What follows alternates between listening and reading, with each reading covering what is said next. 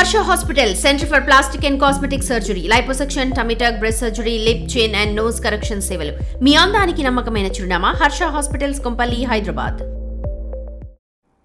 మహిళా రిజర్వేషన్ బిల్లుకు పార్లమెంటులో ఆమోదానికి చర్చ జరుగుతున్న నేపథ్యంలో విశాఖలో కూటమి పార్టీల ఆధ్వర్యంలో మహిళలు, యువత కేంద్ర ప్రభుత్వానికి ప్రధాని నరేంద్ర మోడీకి కృతజ్ఞత తెలుపుతూ బైక్ ర్యాలీ చేపట్టారు.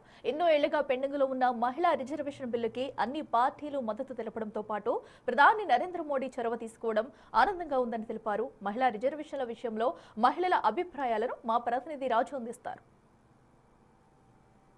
రాజ్యాంగ సవరణ ద్వారా మహిళా బిల్లుని ఇప్పుడైతే మొత్తం అంతా కూడా ఇప్పుడు ఎన్నో ఏళ్ల నుంచి క్లియర్ కాకున్నటువంటి మహిళా బిల్లుని ఇప్పుడు పార్లమెంట్లో ప్రవేశపెడుతున్నటువంటి పరిస్థితి అయితే ఉంది. దీనికి చర్చ జరుగుతున్నటువంటి నేపథ్యంలో 33% మహిళలకు రిజర్వేషన్ రానున్నటువంటి నేపథ్యంలో మనము విశాఖలో చూడవచ్చు. విశాఖలో మహిళలందరూ కూడా భారీ ర్యాలీ చేయడానికి సిద్ధమైనటువంటిది అయితే ఉంది. నారీ శక్తి వందన్ బైక్ ర్యాలీ పేరుతో విశాఖలో ఉన్నటువంటి కూటమి పార్టీలకు సంబంధించినటువంటి మహిళలందరూ కూడా ప్రస్తుతం అయితే విశాఖ ఎల్ఐసి బిల్డింగ్ దగ్గర నుంచి వీళ్ళైతే ర్యాలీ మొదలు పెడుతున్నటువంటి పరిస్థితి అయితే మనం చూడొచ్చు. ముఖ్యంగా ఎందుకంటే ఎన్నో సంవత్సరాల నుంచి ఈ మహిళా బిల్లుకి సంబంధించి ఒక చర్చ అనేది కొనసాగుతున్నటువంటి పరిస్థితి అయితే ఉంది. అయితే ఎప్పుడు ఈ మహిళా బిల్లు ప్రతిసారి కూడా వాయిదా పడుతూ వస్తున్నటువంటి పరిస్థితులు అయితే ఉన్నాయి. కానీ ఈసారి ఆ మహిళా బిల్లుకి సంబంధించి ఖచ్చితంగా కేంద్ర ప్రభుత్వం ఈ మహిళా బిల్లుని ఆమోదింప చేయాలి అనేది ప్రస్తుతం అయితే 3 రోజుల ప్రత్యేక సమావేశాలు జరుగుతున్నటువంటి నేపథ్యంలో దీనికి సంబంధించి మహిళలందరూ కూడా ఆనందం వ్యక్తం చేస్తున్నటువంటి పరిస్థితి అయితే ఉంది. ప్రస్తుతం మనతో ఉన్నటువంటి వాళ్ళందరినీ కూడా అడుగుదాం, ఎట్లా ఇప్పుడు పార్లమెంట్లో జరుగుతున్నటువంటి చర్చకు సంబంధించి కూడా మహిళా బిల్లు ఖచ్చితంగా అయితే ఆమోదం చెందుతుంది. 33% రిజర్వేషన్, ఇక మొత్తం ఎవరికి ఏం లేదు, మొత్తం అంతా ఆడవాళ్ళదే రాజ్యం ఇప్పటి వరకు ఉన్నటువంటి పరిస్థితి అయితే ఉంది. ఏం చెప్తారు అసలు? చాలా సంతోషదాయకంగా ఉందండి. మరి ఇది చారిత్రాత్మకమైనటువంటి నిర్ణయం. మరి స్వాతంత్రం వచ్చి 70 సంవత్సరాలు అయితే ఈ స్వతంత్ర భారతంలో మహిళలకు స్వాతంత్రం వచ్చిన రోజున ఈరోజు ఖచ్చితంగా మహిళా బిల్లు మీ ఇతర రాజకీయ పార్టీలు కూడా ఆమోదింప చేయాలి.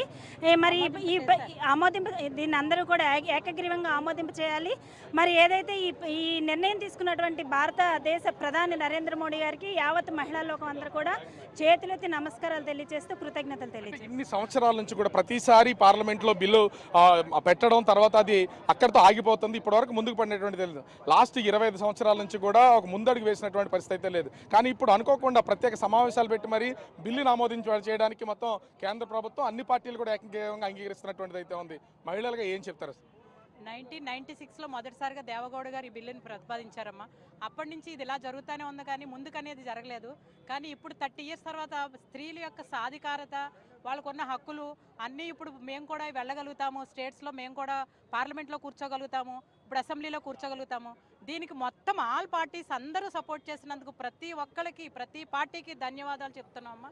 Thank you very much. అంటే ఇప్పటి వరకు కూడా ముఖ్యంగా చూస్తే రాజకీయ పార్టీలు సీట్లు కేటాయిస్తే కేటాయించినట్లు, లేకపోతే లేదనేది ఉంది. కానీ ఇప్పుడు ఖచ్చితంగా 33% అనేది ఇవ్వాలి అనే ఒక రిజర్వేషన్ అయితే వస్తున్నటువంటి పరిస్థితి ఉంది. ఏమంటారు? ఇది చాలా మంచి మూవ్ అండి.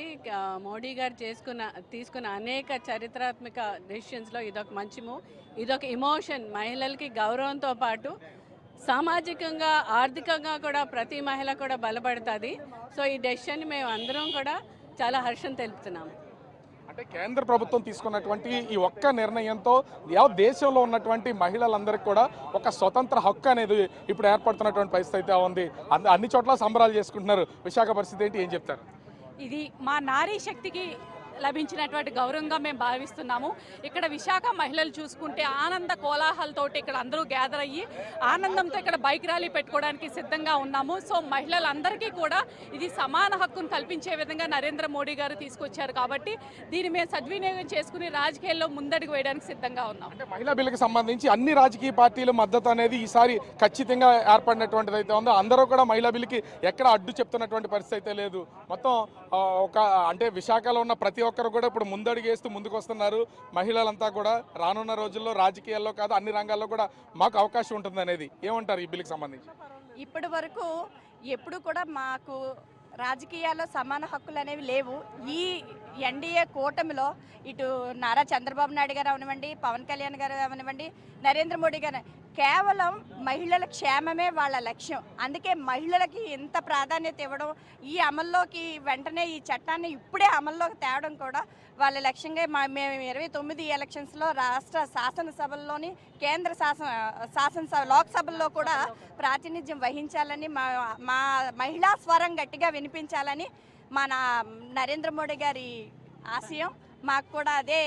అంటే ఒక్క రాజకీయాల్లో కాదు, ప్రతి రంగంలో కూడా ఇప్పుడు ఖచ్చితంగా 33% అనేది అమలయ్యే ఛాన్స్ అయితే ఉంటుంది. ఏమంటారు? సార్, యాక్చువల్లీ మనం ఎప్పుడు కూడా పాలిటిక్స్ని ఒక ప్రొఫెషన్గా చూసేది లేదు. అందులో ముఖ్యంగా మహిళలు ఇంటి పట్లనే ఉండేవాళ్ళు మహిళలుగా మన భారతదేశంలో ఉన్న ఈ యొక్క పేరు ఏదైతే ఉందో అది మారబోతుంది. అండ్ రాజకీయాల్లో మహిళలు ముందంజలో ఉండి నడిపిస్తారు. రేపటి రోజు మాది మహిళా లోకం అనేది ఒకటి క్రియేట్ అవుతుంది అనే దానికి ఇది నిదర్శనంగా చెప్పొచ్చు.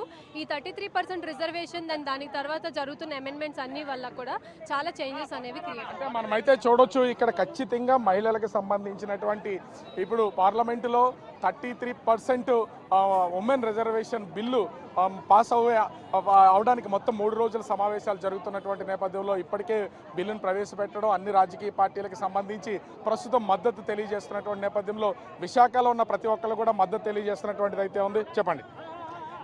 మాకు మరి మహిళలకి 33% ఇచ్చిన తర్వాత 33% ఇచ్చిన తర్వాత అతి చారిత్రాత్మకమైన ఒక మహాశక్తిని, మహా విలువైన అద్భుతమైన వ్యక్తి మన నరేంద్ర మోడీ గారు మాకు ఇచ్చారు.